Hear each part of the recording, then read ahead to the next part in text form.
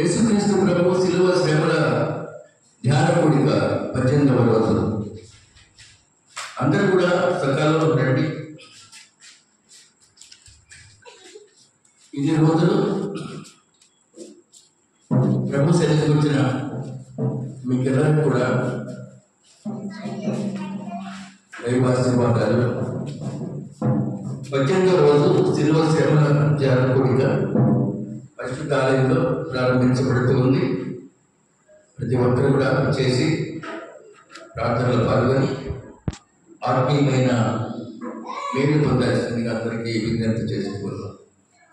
దేవుడు మేము దీవించను కాక. దేవుని గొప్ప నామానికి స్తోత్రం. ప్రార్థన చేద్దాం.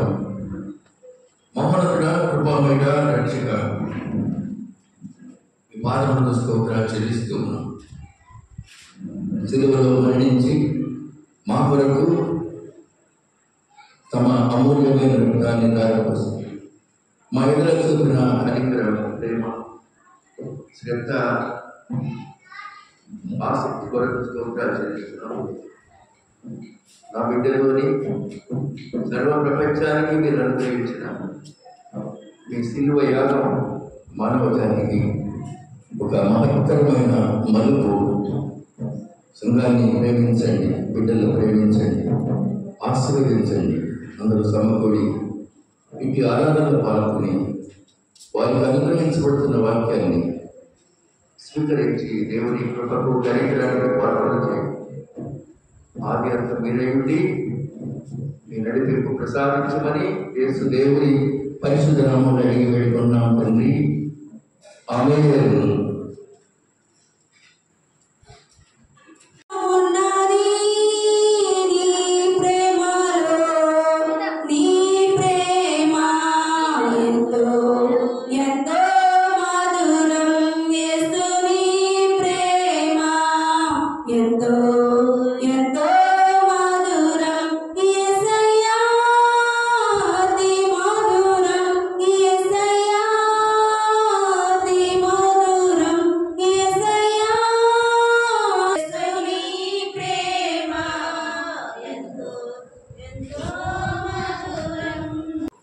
ఆశీర్వాదాలు తెలియజేస్తూ ఉన్నాను. మన జీవితంలో మనకు ప్రధానమైనటువంటిది ఏంటంటే రక్షణ. యేసయ్య సిలువలో తన ప్రాణమును అర్పించాడు. సిలువలో తన రక్తాన్ని కుమ్మరించి ధారపోసి అందరూ రక్షించబడాలని మనస్సును మార్చుకోవాలి. మొట్టమొదటి మానసికంగా మీరు ప్రిపేర్ అవ్వాలి. నేను రక్షించబడాలి అని. లేకపోతే ఎవరు ఏం చేయలేరు. రక్షణ ఎంత దూరంలో ఉందంటే నీ ప్రార్థన అంత దూరంలోనే ఉంది. ప్రార్థన ద్వారా, విశ్వాసం ద్వారా, విధేయత ద్వారా, క్రమశిక్షణ ద్వారా, తగ్గింపు జీవితం ద్వారా దేవుని మహిమను పొందుకుంటావు. డబ్బులతో కాదండి. అలాగే మన యంగ్ పీపుల్, యంగ్ చిల్డ్రన్ అందరికీ కూడా ఆశీర్వాదాలు. నేను వచ్చే టయానికి మీరంతా కూడా సిద్ధపడి వస్తున్నారు. అందుని బట్టి ప్రభుకి ఘనత, మహిమ అనుగ్రహించబడుతుంది. ఈరోజు వాక్య ధ్యానానికి దేవుని స్తోత్రం. ఈరోజు సిలువలో దొంగ రక్షణ. ఒక దొంగవాడికి రక్షణ కావాల్సి వచ్చింది. అందుచేత అతను ఎలాంటి విజ్ఞాపన చేశాడు? సిలువలో దొంగ రక్షణ. The salvation of a great thief లేక traitor. He wanted salvation after seeing the Lord Jesus in cross. The crucifixion of Lord Jesus. Crucifixion అంటే సిలువలో ప్రాణం పోవడం. రిజరక్షన్ అంటే తిరిగి ఆయన లేవడం. ఈ రెండు కూడా ఆంగ్ల పదజాలంలో అత్యంత కష్టమైన పదాలు. Crucifixion and resurrection. We preach the Christ crucified. మేము సిలువ వేయబడిన క్రీస్తును ప్రకటిస్తున్నాం అని బైబిల్లో మనం చదువుతూ ఉంటాం. ఇక్కడ కూడా క్రీస్తు శ్రమల ధ్యాన కూడికలో మనం ఎన్నెన్నో అంశాలు వింటున్నాం. లూకా సువార్త 23వ అధ్యాయం 41వ వచనం చూద్దాం. లూకా 23:41. మనకైతే ఇది న్యాయమే, మనకైతే ఇది న్యాయమే, మనము చేసిన వాటికి తగిన ఫలం పొందుతున్నాము.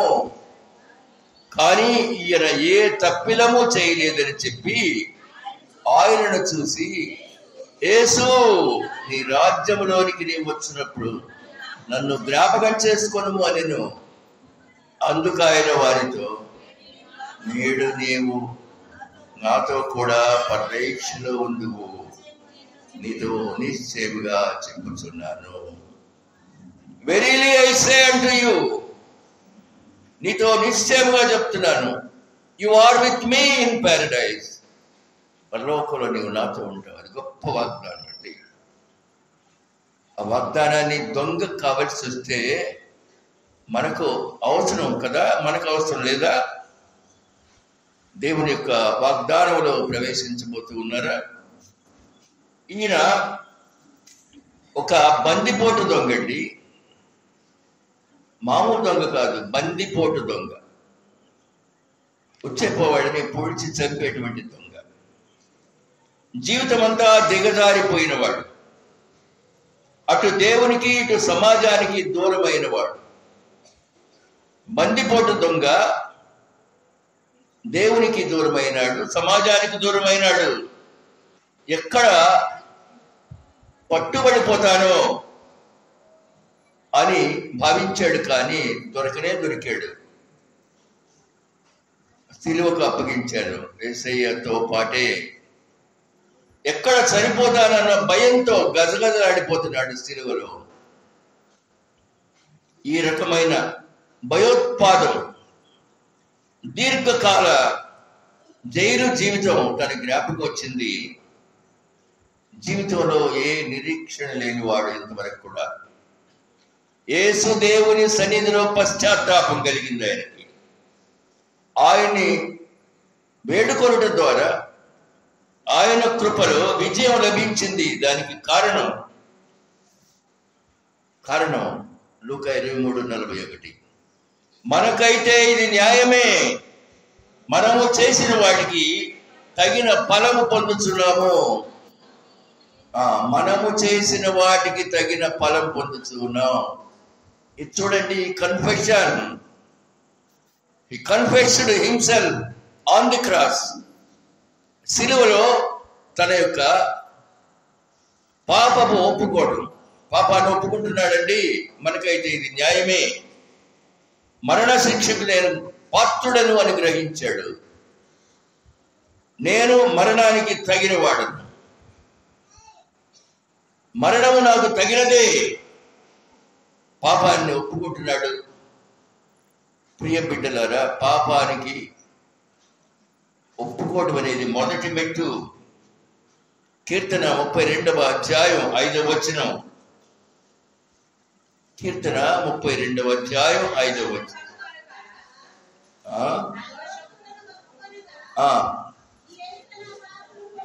నా దోషములను కప్పుకొనక నీ ఎదుట నా పాపమును ఒప్పుకొంటిని. చాలు ప్రియమైన బిడ్డల, ఒప్పుకోనే ఏమైంది? ఒప్పుకోగానే నీవు చావకుండునట్లు యెహోవా నీ పాపము పరిహరించెను. అది దాని నీవు చావకుండునట్లు నీ పాపం పరిహరించబడింది. తప్పిపోయిన కుమారుడు తన తప్పు తెలుసుకున్నాడండి. ఇంత నీ జీవితంలో నీ తప్పు తెలుసుకోవట్లా, నీవు గర్విష్ఠివని తెలుసుకోవట్లా, అసూయపరురాలు అని తెలుసుకోవట్లా, అసూయపరుడు అని తెలుసుకోవట్లా. ప్రభు రాజ్యానికి అర్హత ఏదైతే నిన్ను దూరపరుస్తుందో వాటి మీద ఇంకా నువ్వు కూర్చొని ఉన్నావు తప్ప నీలో ఆ కన్ఫెషన్ రావటం లేదు. ఇది నీకు నువ్వే శిక్ష వేసుకుంటూ జీవిస్తూ ఉన్నావు. తప్పిపోయిన కుమారుడు పాపం ఒప్పుకోగానే ఆయనకు జరిగిన గొప్పతనం ఏంటంటే తండ్రి ఇంటిలో చేర్చబడినాడు. తండ్రి ఇంటిలో చేర్చబడ్డాడు. పాపము ఒకవేళ దాచుకొని ఉంటే పతనమైపోయేవాడు. పాపమును చూస్తే చాలా ఆశ ప్రేమ కలుగుతుంది మనకి. పాపం అంటే ఏదో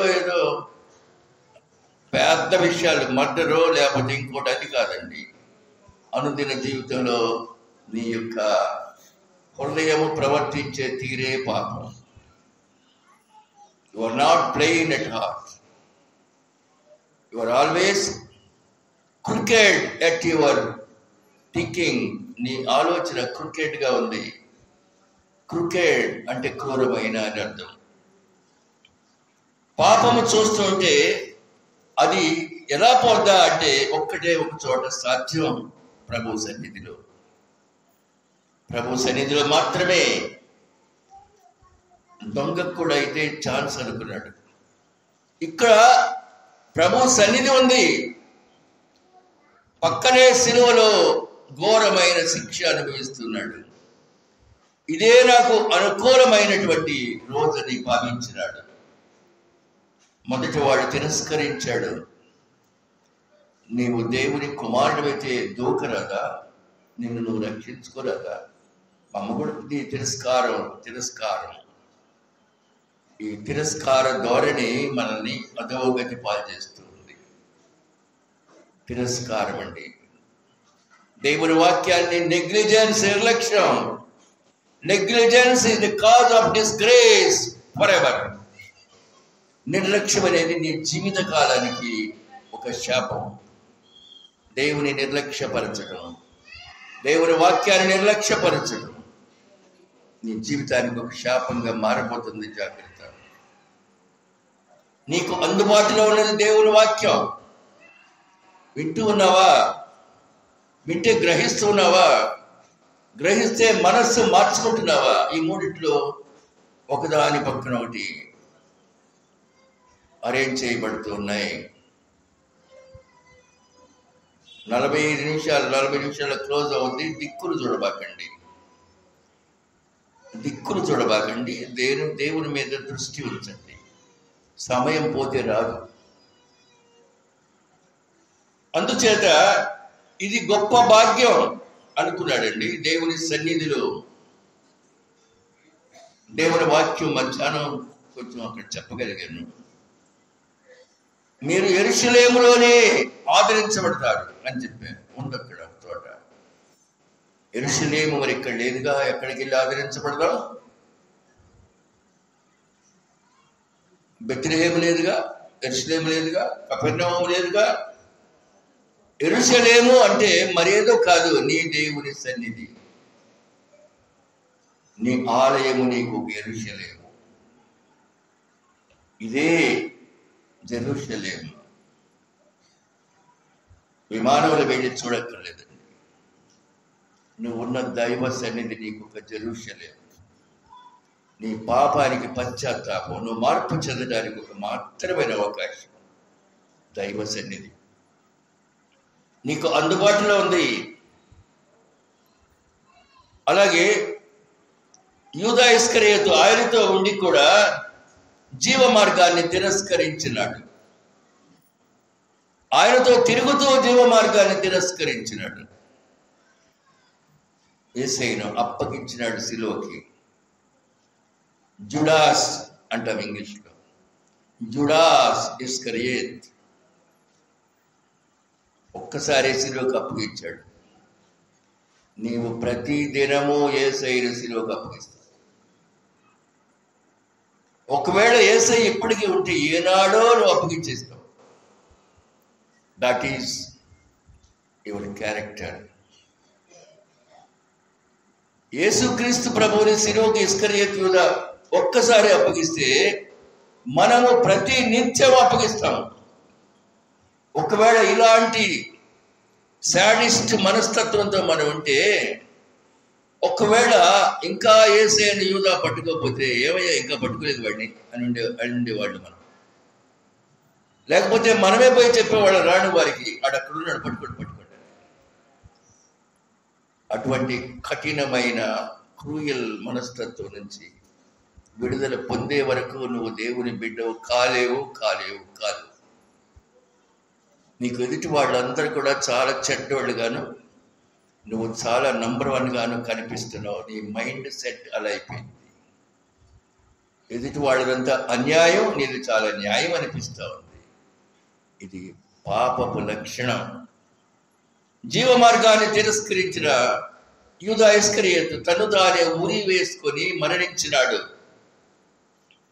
ఈ దొంగ ఒకనాడు మరణ మార్గంలో జీవించినాడు. అరణ్యాల్లో తిరిగాడు. బందిపోటు కదా. ఒకసారి ఒక బందిపోటు ఒక ప్రయాణం వెళ్తున్న ఒక ఋషిని అడ్డుకున్నాడు. కత్తి తీశాడు, బెదిరించాడు. నా దగ్గర ఏముందయ్యా, నేను సెయింట్ని, నేను ఒక ఋషిని, వేరే ఊరు వెళ్తున్నాను అన్నాడు. అయితే నీ బొటన వేలి నరుక్కుంటా అన్నాడు. ఎందుకు అన్నాడు ఋషి. నేను దండేసుకున్నాను చూడు, అన్ని బొటన వేళ్ళే. ఎంతమందిని చంపానో అంతమంది బొటన వేళ్ళు ఇక్కడ పూలమాలలాగా కట్టుకొని వేసుకుంటున్నాను. సరే ఒకసారి అటు చూడు, అక్కడ కొండను చూసావా? చూశాను.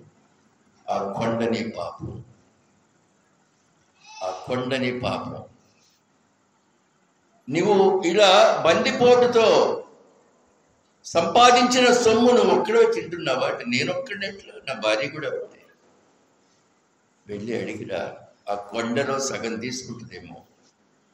నేను ఎక్కడికి పోను, ఇక్కడే కూర్చుంటా ఈ చెట్టు కిందే. ఒక్కసారి వెళ్ళిరా అన్నాడు ఆ ఋషి.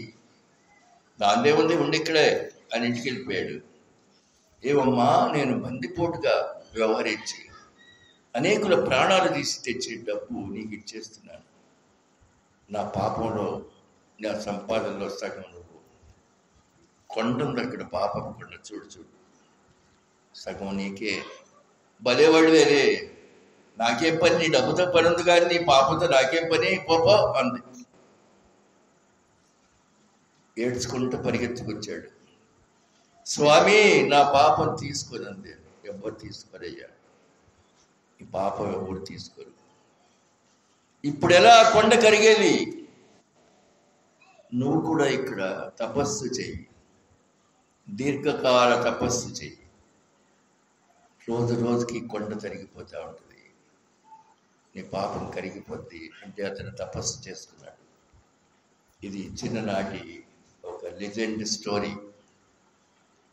కనుక ప్రియమైన బిడ్డలారా, నీ జీవితం కూడా అరణ్య మార్గంలోనే పోతా ఉంది. పరిశుద్ధ దేవునికి వ్యతిరేకంగానే నడుస్తూ ఉంది. నీ నడవడి అలాగే ఉండిపోయింది. కానీ సిలువలో ఉన్న యేసు ప్రభు మనందరిని రక్షించడానికే భూమి మీదకి వచ్చాడు. ఆయన అంటున్నాడు, తండ్రి, వీరేమి చేయుచున్నారు, వీరెరువురు కనుక వీరిని క్షమించండి. Father, they know not what they are doing, forgive them.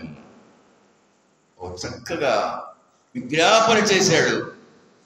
యేసు చేసిన ఈ ప్రార్థన దొంగ పరివర్తనకు కారణమైంది. యేసయ్య చేసిన ఇంటి ప్రార్థన ఈ యొక్క గజ దొంగకు, బందిపోటు దొంగకు పరివర్తనకు కారణం. మరణము, పాపదోషము పరివర్తన ద్వారా విడిపోతుందండి. ఆ ప్రార్థన చేసిన వాడిని యేసు ప్రభు చక్కని వాగ్దానం ఇచ్చాడు. ఏమని? యేసు, నీవు నీ రాజ్యంలోనికి వచ్చినప్పుడు నన్ను జ్ఞాపకం చేసుకో. నేడు నీవు నాతో కూడా పరదేశంలో ఉంటావు. ఎంత గొప్ప వాగ్దానం అండి. ఈ దొంగ పాపం ఒప్పుకున్నాడు. దొంగ వలె మనం కూడా ప్రభు సన్నిధిలో పాపాలను ఒప్పుకొని విడిచిపెట్టాలి. మనకున్న చెడ్డ గుణగణాలను విడిచిపెట్టాలి. ఆయన్ని పాపాలు క్షమించి సమస్త దుర్నీతి నుండి పవిత్రులుగా చేస్తాడు. యేసు రక్తము సమస్త పాపములను కడిగి వేసి సమస్త దుర్నీతి నుండి మనలను పవిత్రులుగా చేయనని రాయబడి ఉంది. రక్షించమని ప్రార్థన. నన్ను జ్ఞాపకం చేసుకో అంటే రక్షించుము అని అర్థం. ప్రభువా నన్ను రక్షించు. పేతురు కేకలు వేశాడు మునిగిపోయేటప్పుడు. యేసు చెయ్యి చాపి రక్షించినాడు. ఆయనే రక్షించే దేవుడు. రక్షణ ఉచితం.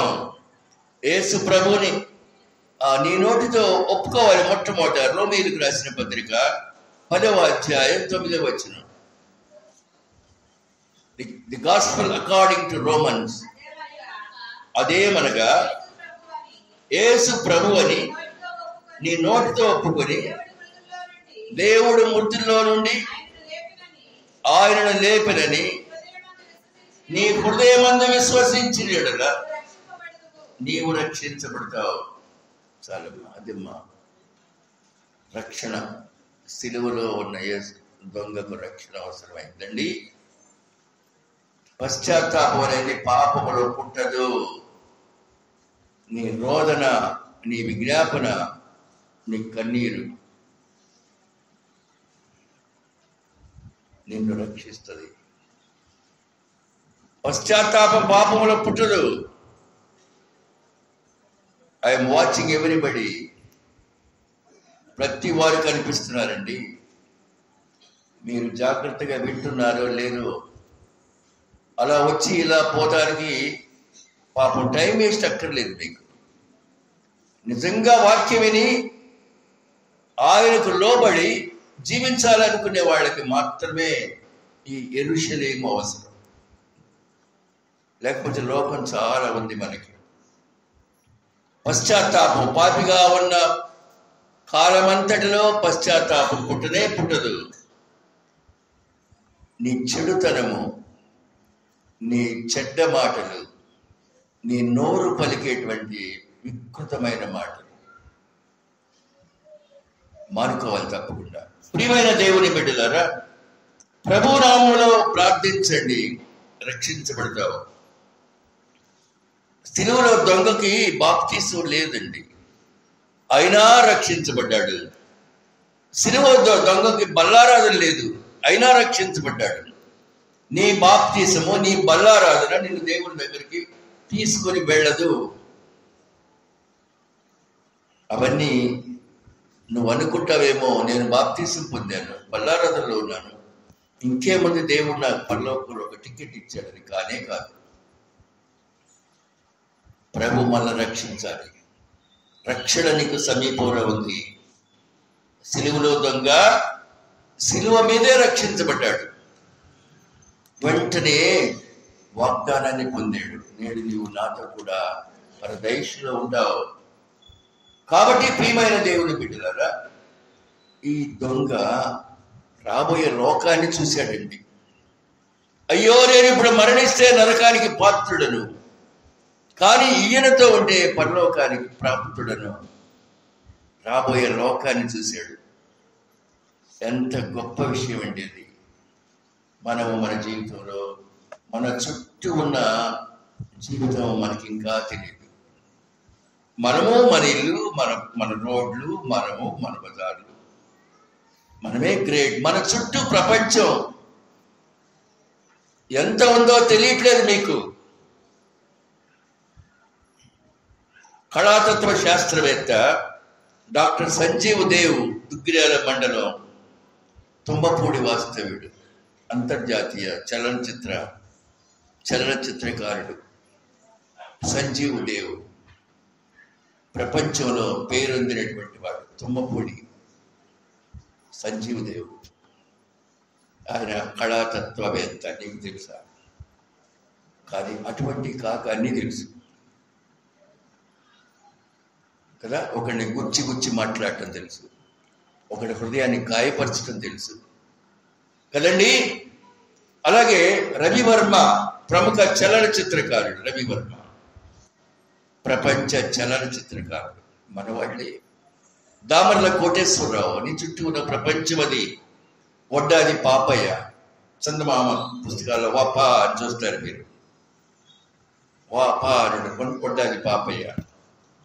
అలాగే బాపు ఎస్వి రమణ, వీరంతా కూడా ప్రఖ్యాత చిత్రకారులు. అలాగే రవి శాస్త్రి.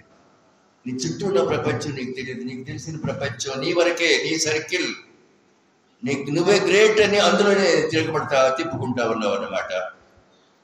అలాగే సత్య నాదెండ్ల, CEO మైక్రోసాఫ్ట్. మొట్టమొదట మైక్రోసాఫ్ట్ CEO బిల్ గేట్స్, రెండో వాడు బొమ్మెర్ల, మూడో వాడు సత్యనారాయణ. అంతెందుకండి, పక్కనే ఎలవర్రి ఉంది. డాక్టర్ ఎల్లాప్రగడ సుబ్బారావు ఎలవర్రి. ఆయన ప్రపంచం అంతటికి మైసిన్ అనే మెడిసిన్ ఇచ్చాడు. సుబామైసిన్, యాక్రోమైసిన్, టెర్రామైసిన్, స్టెప్టోమైసిన్ కనిపెట్టింది ఆయనే. నీ పక్కన ఎలవర్రి శాస్త్రవేత్త. పక్కనే ఉన్న ప్రపంచం కనుక తెలియదు. నీకు తెలిసిందల్లా నీ ఏరియా, నీ రోడ్డు, నీ భాష, నీ మాటలు, ఇవే తెలుసు. ఆయన లెదర్ టెక్నాలజీ కనుక్కున్నాడండి. ఇంకొక ఆయన ఎలవర్తి నాయుడమ్మ, చెత్తలో నుండి ఆయన కరెంటు రావచ్చని న్యూయార్క్లో ప్రయోగాలు చేశాడు ఎలవర్తి వాస్తవ్యుడు డాక్టర్ నాయుడమ్మ. మన చుట్టూ ఉన్న ప్రపంచం మనకు తెలియదు, కానీ లోకమంతా తెలిసినట్లుగా నటిస్తున్నాం మనం. ఎంత అవివేకం అండి, ఎంత అవివేకం.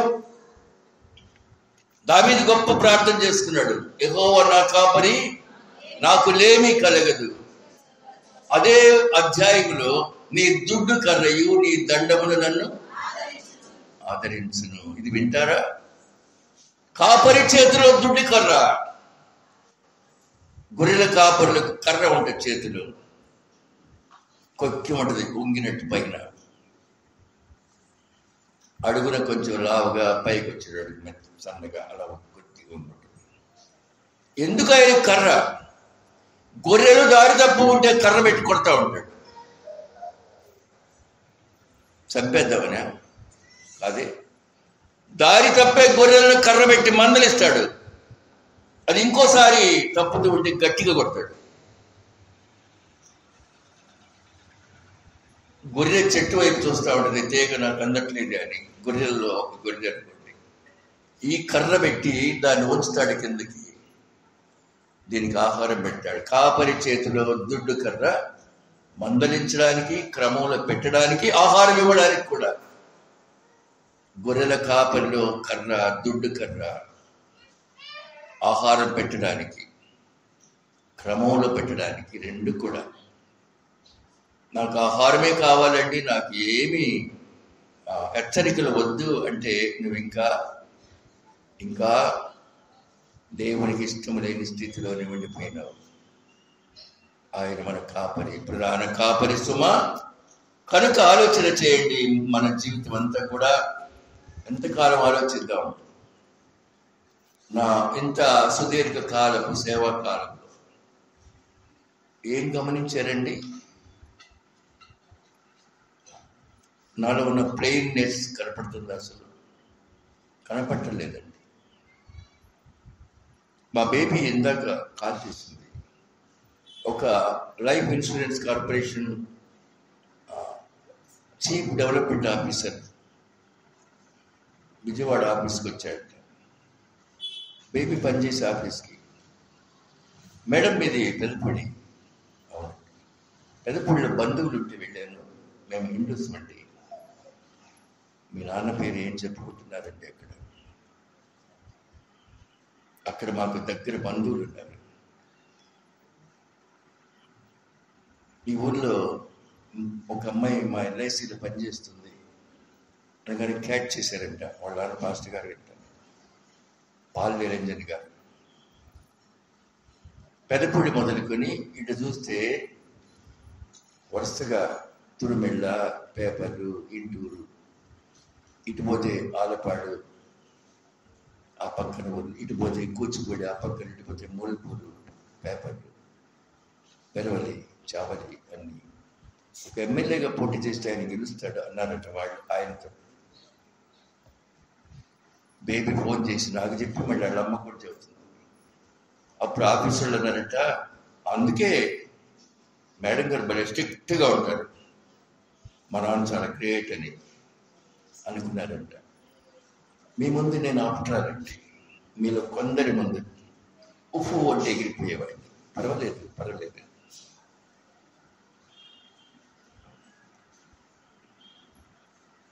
యువతరం చక్కగా పెట్టున్నారు. రేపటి ప్రయోజకులు మీరే, రేపటి దైవవాక్యం చెప్పవలసింది కూడా మీరే. కాబట్టి జాగ్రత్త. తక్కువ వచ్చినా ఎవరిని వేయకండి. అదిగో ఆ రాజ్యాన్ని దొంగ మనోనేత్రాలతో చూశాడు, పరలోకం ఎట్లుంటుందో అని.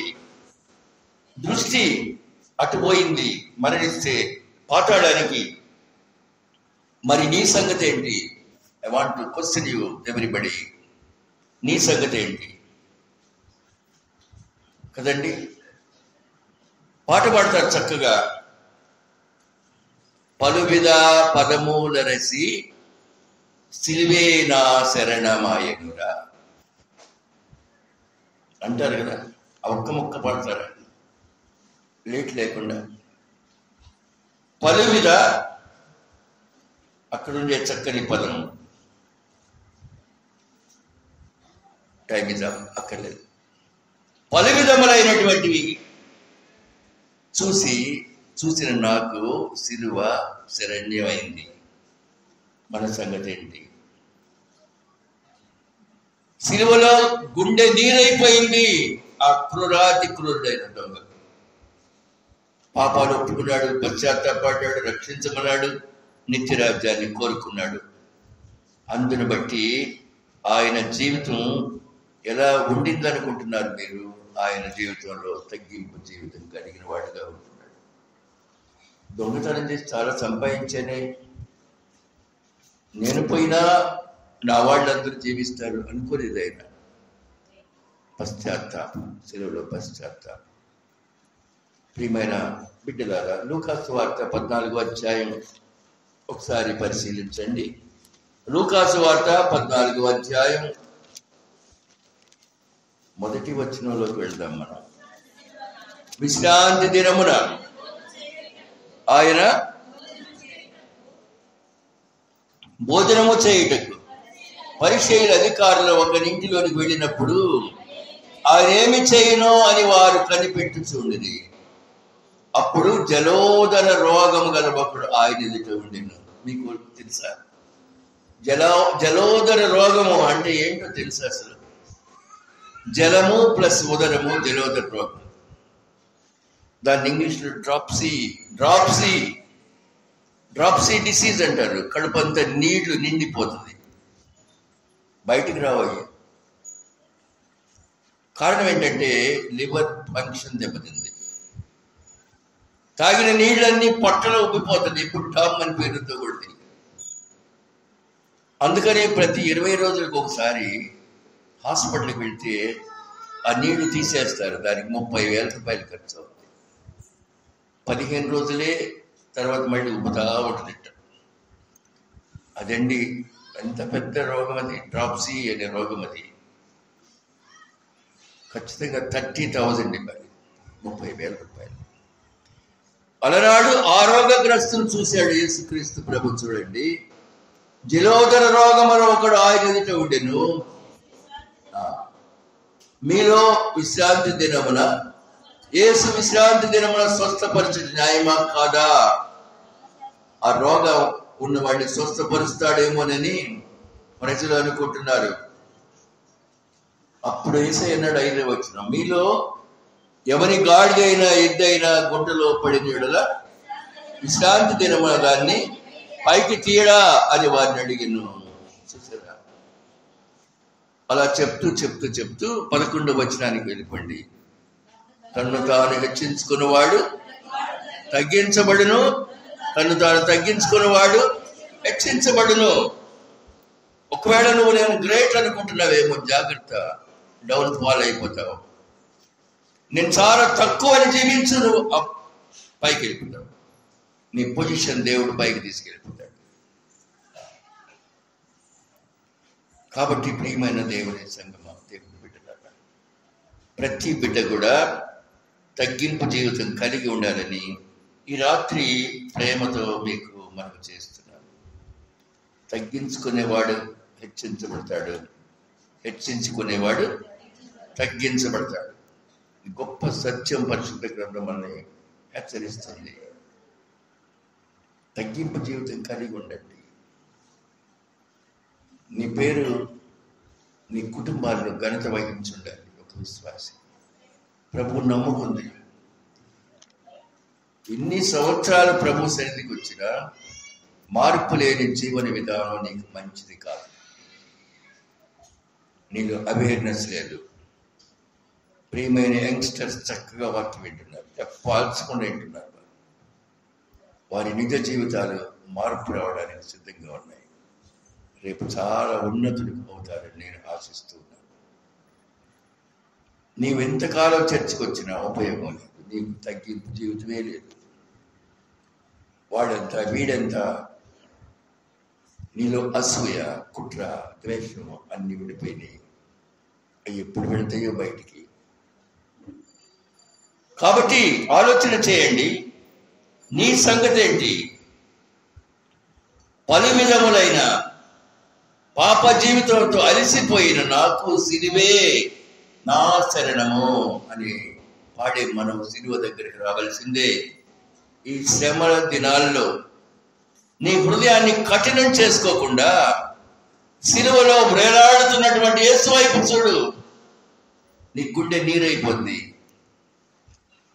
ఎంతటి క్రూరమైన వాడికైనా సిలువ వైపు చూస్తే గుండె నీరు అయిపోతుంది. ఆ సిలువ వైపు వేలాడుతున్న సిలువ వైపు, సిలువలో వేలాడు మన రక్షకుడి వైపు చూడండి. పాపాలను ఒప్పుకోండి, రక్షించమని ప్రార్థించండి, నిత్య రాజ్యానికి వారసత్వాన్ని సంపాదించుకోండి. మనము ఏమీ తెలియని వారంగా ఉంటున్నాం. ఇంకను మన చుట్టూ ఉన్న ప్రపంచమే మనకు తెలియదు. మన ఊరి ప్రక్కన ఉన్న శాస్త్రవేత్తే మనకు తెలియదు. కొంచెం దూరంలో ఉన్న డాక్టర్ సంజీవదేవ్ ప్రపంచ కళాతత్వవేత్త అని అమెరికా దేశంలో స్తుతించబడిన వాడు, అతనికి తెలియదండి. ఒకరోజు ఒక ఆయన షూట్ కేసు పెట్టుకొని మామూలు దుస్తులతో కలకత్తా రైల్వే స్టేషన్లో దిగి అటు ఇటు చూస్తున్నాడు. కలకత్తా రైల్వే స్టేషన్లో అది చూస్తూ ఇంకొక ఆయన గమనించాడు. Gentlemen, what are you looking for? మీరు దేనికోసం వెతుకుతున్నారండి అన్నాడు. I want a coolie to carry my suitcase up to the car. ఈ షూట్ కేసు పోయడానికి పట్టుకురావడానికి కూలీ కోసం ఎదుగుతున్నానంటే నాకు ఇవ్వండి, నేను తీసుకొస్తాను బయట దాకా. ఓహో, ఇతను కూలివాడే, తీసుకో అని ఇచ్చాడు. కారు దాకా వెళ్ళి కారు దాకా పెట్టాడు. ఏదో డబ్బులు ఇవ్వదంటే, I wanted to help you, మీకు సహాయం చేయాలనుకున్నాను, థ్యాంక్ యూ అని కారు వెళ్ళిపోయింది. ఇతను ఎక్కడికి వెళ్తున్నాడంటే ఆ రాత్రికి ఈశ్వర్ చంద్ర విద్యాసాగర్ ప్రసంగం వినడానికి వస్తున్నాడు ఢిల్లీ నుంచి. ఈశ్వర్ చంద్ర విద్యాసాగర్ ప్రసంగానికి దేశం నలుమూలల నుంచి అనేకులు వచ్చారు. ఈశ్వర్ చంద్ర విద్యాసాగర్ వేదిక మీదకి వస్తున్నారు అనగానే అందరూ నిలబడి చప్పట్లు కొట్టారు. ఆయన వచ్చాడు. ఆయనే ఈ షూట్ కేసు మోసినవాడు. నిలువున నీరైపోయినాడు. షూట్ కేసు మోపించుకున్నటువంటి ఆ ధనవంతుడు నిలువున నీరైపోయినాడు. చూశారండి, పండిట్ ఈశ్వర్ చంద్ర విద్యాసాగర్. అయ్యో, మార్నింగ్ నా షూట్ కేసు మోసినాడు అతను. అవునండి,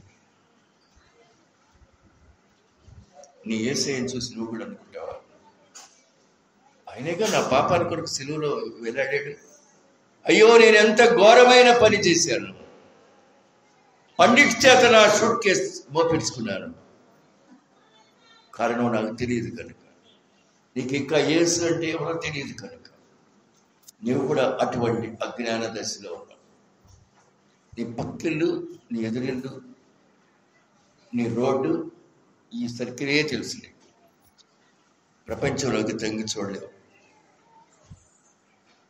కనుక నీ బుర్ర అంతవరకే ఉండిపోయింది. ఇకనైనా మార్పు చెందండి. ఈ లెంట్ డేస్లో మార్పు చెందండి. దేవుని వద్ద నుండి ఆశీర్వాదాలు పొందండి. యేసయ్య శిలువ యాత్ర నీ కోసము నా కోసమే. ఈ పరమ సత్యాన్ని గ్రహించి జీవన గమ్యాన్ని మార్చుకోవలసిందిగా ప్రేమతో మీకెల్లరికూ మనవి చేస్తూ ఈ ప్రభువారి పరిశుద్ధ వాక్యాన్ని ముగిస్తూ ఉన్నాను. ప్రార్థన చేద్దాం. కృపామయుడా, దయమయుడా, రక్షక, మీ పాదములకు స్తోత్రాలు చెల్లిస్తూ ఉన్నాను. ప్రభువా, ఈ 18వ రోజు శిలువ శ్రమల ధ్యాన కూడికలో పాల్గొనున్నటువంటి బిడ్డలను ప్రేమించండి, ఆదరించండి, ఆశీర్వదించండి. మీ కృపా సన్నిధి ఈ ఆలయంలో ఆదరణ, నెమ్మది, పాప క్షమాపణ దయచేయండి. నీ బిడ్డలుగా మమ్మందరిని అంగీకరించండి. రాబోయేటువంటి మహిమరాజ్యాన్ని కన్నులారా చూసిన దొంగ తన మనోనేత్రాలతో చూశాడు. ఒకవేళ నేను ఇప్పటికీ పాప క్షమాపణ పొందలేకపోతే, ఏడుపునో అంగలార్పుటయి ఉంటే పాతాళంలో ప్రవేశిస్తానని భయపడిపోయినాడు. ఆయనకు ఆ దృష్టి కలిగినందువల్ల దేవుని వద్ద క్షమాపణ వేడుకున్నాడు. ఆ మహిమరాజ్య పౌరసత్వాన్ని ఆశించినాడు. ఇంతవరకు తాను జీవించిన సాతాను రాజ్యం విచ్ఛిన్నమైపోతుంది అని గ్రహించినాడు. సాతాను ఇవ్వగలిగే జీతం మరణమేనని, శాశ్వతంగా మరణయాత్రే నాది, అపవిత్రంగా ఉండే రాజ్యంలోకి ఎలా వెళ్ళేది, దేవుని రాజ్యం నాకు కావాలి యేసు అని ప్రార్థించినాడు. నీవు రాజ్యంలోకి వచ్చినప్పుడు నన్ను జ్ఞాపకం చేసుకో అని ఆ ప్రార్థన దేవునికి ఇష్టమైంది. ప్రభు యేసు నీ రాజ్యంలోనికి వచ్చినప్పుడు నన్ను జ్ఞాపకం చేసుకో.